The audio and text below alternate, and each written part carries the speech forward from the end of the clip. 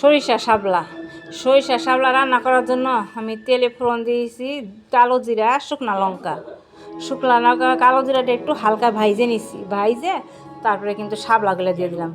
আর শাবলাটা আমি রান্না করার আগে আস্তা শাবলা ছোটো ছোটো করে কাইটে নিছি, তারপর ছুইলা নিছি, আস্তা ধুয়ে নিছি, তারপরে কিন্তু ছোটো ছোটো করে এরকম করে টুকরা করে নিয়ে তারপরে কড়াইতে দিয়েছি, দিয়ে তারপরে কিন্তু আমি হলুদ দিয়ে দিছি, পরিমাণ মতো লবণ দিয়ে দিছি কাঁচা লঙ্কা দিয়া তারপরে কিন্তু এগুলার সাথে হলুদ পরিমাণ মতো লবণ কাঁচা লঙ্কা এই সব কিছু দিয়ে আমি শাবলাটা ভালো করে আগে একটু কষিয়ে তারপরে কিন্তু আমি দিয়ে দিলাম নামানোর আগে সরিষা বাটাটা, কারণ শাবলা আমাদের নামানোর আগে সরিষা বাটাটা দিয়ে রান্না করলে কি ভালো হয়।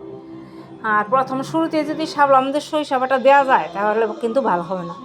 আমার এই সরিষা শাবলা রান্না করার রেসিপিটা যদি ভালো লেগে থাকে পেজটি সাবস্ক্রাইব করে আমার ভিডিওতে একটা লাইক করবেন। আর এরকম সরিষা শাবলা করে গরম ভাতের সাথে এই সরিষা শাবলা দিয়ে গরম গরম ভাত খেয়ে দেখবেন ভালো লাগবে।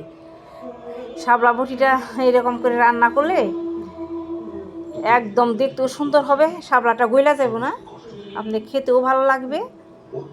এরকম করে শাবলা বটি খেয়ে দেখবেন সরিষা শাবলা ভালো লাগবে।